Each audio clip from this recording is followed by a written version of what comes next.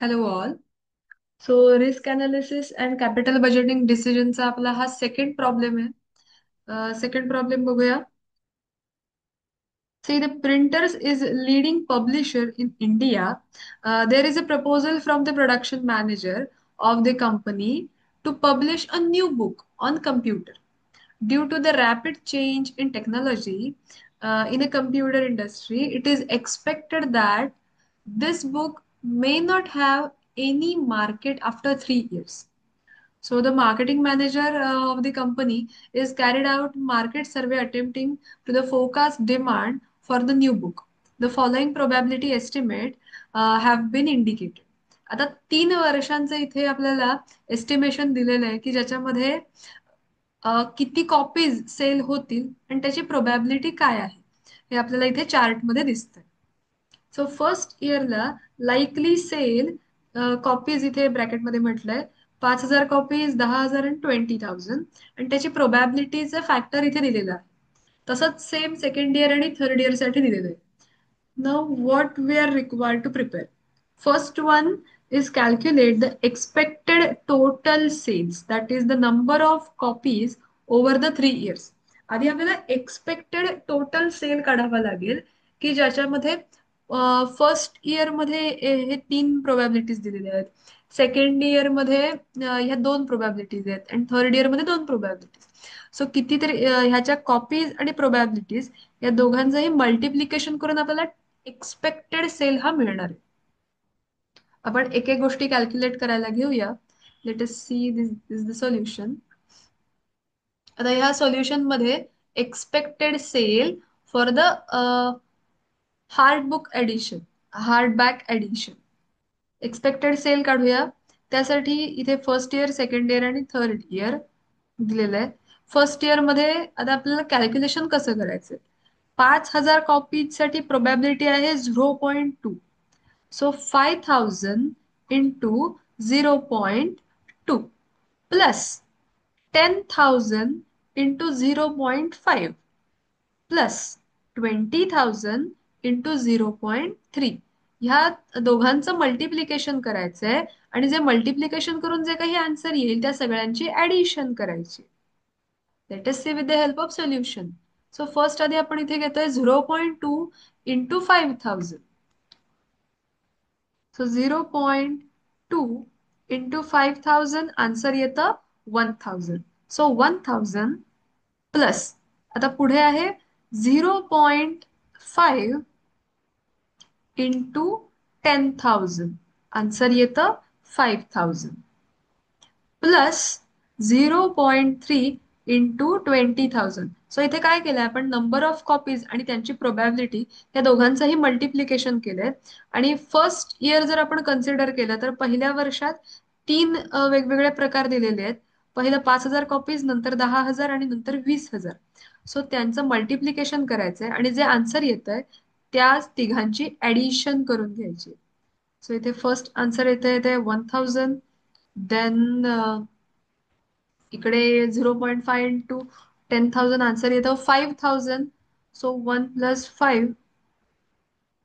Then इथे 0.3 into 20,000 इथे answer येतं 6,000. सो 1,000 प्लस 5,000 प्लस 6,000 म्हणजे टोटल आन्सर येतं इथे 12,000. फर्स्ट इयरला टोटल नंबर ऑफ कॉपीज किती असतील तर 12,000च्या असतील. आता सेकंड इयर साठी कॅल्क्युलेशन करायचं. सेकंड इयरला इथे जर आपण बघितलं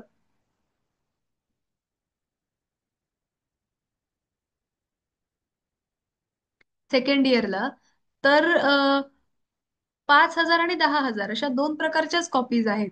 सो 5,000 इंटू 0.4 आणि 10,000 इंटू 0.6 आणि जे काही आन्सर येईल ह्यांचं मल्टिप्लिकेशन केल्यावर त्यांची ऍडिशन करून घ्यायची. Let us see. Second year साठीचं कॅल्क्युलेशन. सेकंड इयरला 0.4 इंटू 5,000 प्लस त्याचं जे काही आन्सर येईल ते 0.6 इंटू 10,000. सो इथे आन्सर येत आहे 8,000.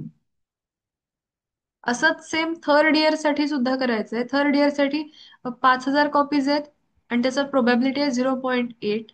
सो 5,000 इंटू 0.8 आणि नंतरचं आहे 10,000 कॉपीज साठी 0.2 प्रोबॅबिलिटी आहे. कॅल्क्युलेशन करून घेऊया. 0.8 इंटू 5,000,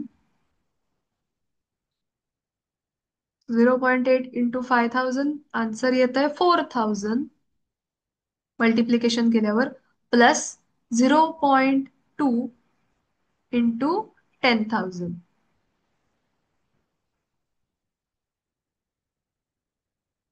आणि आन्सर इथे येत आहे 0.2 इंटू 10,000 इज इक्वल टू 2,000.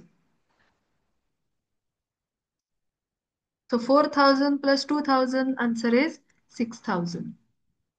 इथे आपण तीनही वर्षांसाठी एक्सपेक्टेड त्यांच्या ज्या काही कॉपीज आहेत, एक्सपेक्टेड सेल जो आहे नंबर ऑफ कॉपीज मध्ये, हे कॅल्क्युलेशन केलंय. आता सगळ्यांची टोटल करायची म्हणजे आपल्याला मिळेल expected sale for 3 years. 12,000 plus 8,000 plus 6,000. Answer is 26,000.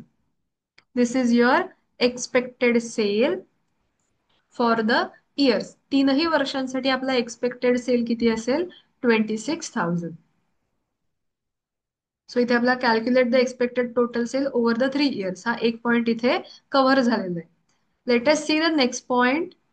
The book's price is fixed at rupees 10 and the variable cost of the product of producing each book will be rupees 2 in year first,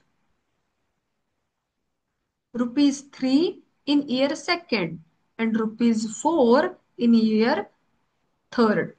आता त्या बुकची एकतर fix price आहे 10,000ची आणि त्यांची variable cost जी आहे produce करतानाची ही वेगवेगळी आहे. मग पहिल्या वर्षाला 2 रुपये आहे, दुसऱ्या वर्षाला 3 रुपये आणि तिसऱ्या वर्षाला 4 रुपये. आता ह्याचं कॅल्क्युलेशन मध्ये कसं कन्व्हर्जन होईल? So contribution for the 3 years, तीनही वर्षांसाठी कॉन्ट्रीब्युशन जर बघायला गेलं तर त्या फिक्स कॉस्ट मधून ती व्हेरिएबल कॉस्ट आपल्याला लेस करायची. फिक्स कॉस्ट आपली किती आहे? The book price is fixed rupees 10. मग ह्या 10 रुपयात 10 रुपये हे तिन्ही वर्षांसाठी 10 10 10 कॉन्स्टंट राहणार आहेत आणि त्यांचे जे व्हेरिएबल कॉस्ट आहे ही तेवढी चेंज होत राहील. मग फर्स्ट इयर साठी कसं येईल? तर फर्स्ट इयर साठी व्हेरिएबल कॉस्ट ही 2 रुपये आहे, ही त्या 10 रुपयाच्या फिक्स प्राइस मधून लेस होईल. So fixed cost 10 rupees minus variable cost 2 rupees. First year साठी 10 रुपये हे फिक्स्ड कॉस्ट आहे मायनस 2 रुपीज. इथे मी फॉर्म्युला लिहिते. Fixed cost minus variable.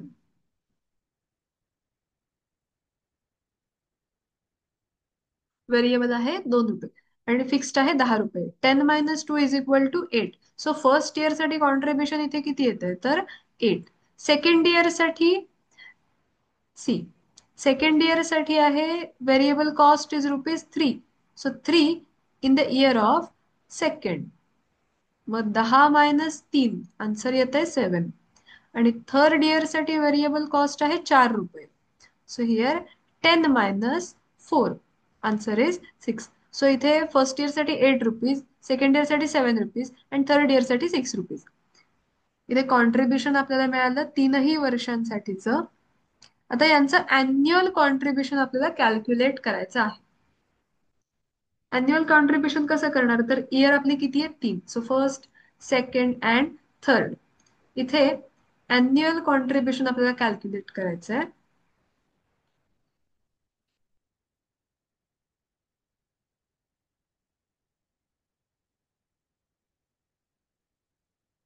See here, calculate the present value of the contribution as at the beginning of the first year using discount rate 10%.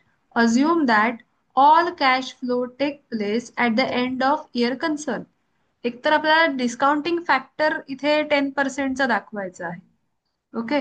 आता discounting factor problem मध्ये already यांनी calculate करून दिलाय. तो बघा प्रॉब्लेमच्या सगळ्यात शेवटी इथे सेकंड इमेज दिसेल. Advise the company whether, just a second, मी हा थोडा पार्ट थोडा, हा. So advise the company whether to take up option to produce softback version of this book. आणि इथे डिस्काउंटिंग फॅक्टर ऑलरेडी दिलेला आहे, त्यामुळे वेगळा काढण्याची गरज नाही. हाच डिस्काउंटिंग फॅक्टर जस्ट आपल्याला यूज करायचा आहे. इथे आपल्याला 3 वर्षांसाठी यूज करावा लागेल. सो डिस्काउंटिंग फॅक्टर डिरेक्टली हाच घेतलेला आहे मी. 0.909, 0.826, 0.751. प्रॉब्लेम मध्ये दिलेला असेल तर तोच तोच डिस्काउंटिंग फॅक्टर अप्लाय करा. नसेल दिलेला तर तुम्हाला कॅल्क्युलेट करायला लागेल. कॅल्क्युलेट करण्याची मेथड सुद्धा इझी आहे.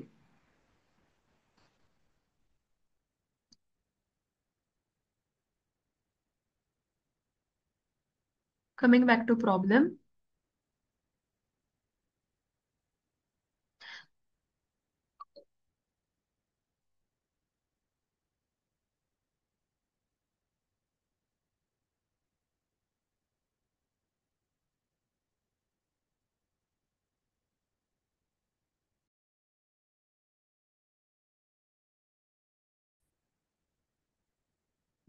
अॅन्युअल कॉन्ट्रीब्युशन काढण्यासाठी आपल्याला इथे 3ही वर्षांसाठी इथे 3 इयर्सचे नंबर लिहून घेतलेत.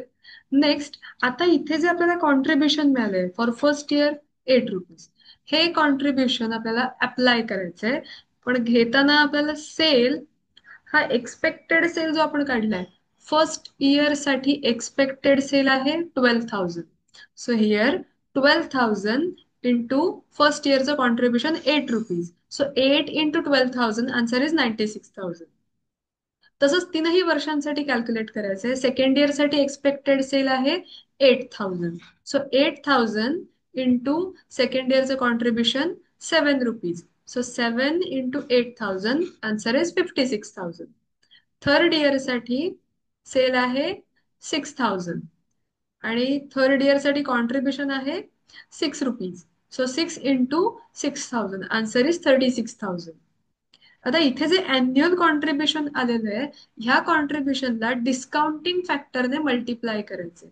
आता हा डिस्काउंटिंग फॅक्टर सी प्रॉब्लेम मध्ये त्यांनी म्हटलंय already, using discount factor 10% per annum. आता 10%चा डिस्काउंटिंग फॅक्टर प्रॉब्लेम मध्ये ऑलरेडी दिलेला आहे. For first year it is 0.909, second year 0.826, third year साठी 0.751. हा डिस्काउंटिंग फॅक्टर अप्लाय करायचा आहे. And then we have to calculate the present value. आता प्रेझेंट व्हॅल्यू कॅल्क्युलेट करण्यासाठी 96,000 जे आपल्या अॅन्युअल कॉन्ट्रीब्युशन आले होतं ते इंटू 0.909, म्हणजे जो डिस्काउंटिंग फॅक्टर दिलेला आहे त्याचं आणि इथे अॅन्युअल कॉन्ट्रीब्युशन आलंय त्याचं मल्टिप्लिकेशन करायचंय. मग तुम्हाला इथे प्रेझेंट व्हॅल्यू मिळेल. Present value is 87,264. बाकीच्या 2ही वर्षांसाठी सेम आपल्याला कॅल्क्युलेशन करायचंय. So 56,000 into 0.826 and the answer is 46,256. Third year साठी 36,000 into discounting factor and answer is 27,036 rupees. आता इथे जी प्रेझेंट व्हॅल्यू आलेली आहे त्या 3ही प्रेझेंट व्हॅल्यूजची आपल्याला टोटल करून घ्यायचे, म्हणजे आपल्याला टोटल एक्सपेक्टेड प्रेझेंट व्हॅल्यू मिळेल. त्याची टोटल येते 1,60,556. So this is total expected present value for hard back edition. पुस्तकाचं 2 एडिशन करायचे, हार्ड बॅक एडिशन आणि सॉफ्ट बॅक एडिशन. सो इथे हार्ड बॅक एडिशनचा पार्ट हा आपला कम्प्लीट झालाय. नेक्स्ट लेक्चरमध्ये आपण सॉफ्ट बॅक एडिशन हे कॅल्क्युलेशन करूया.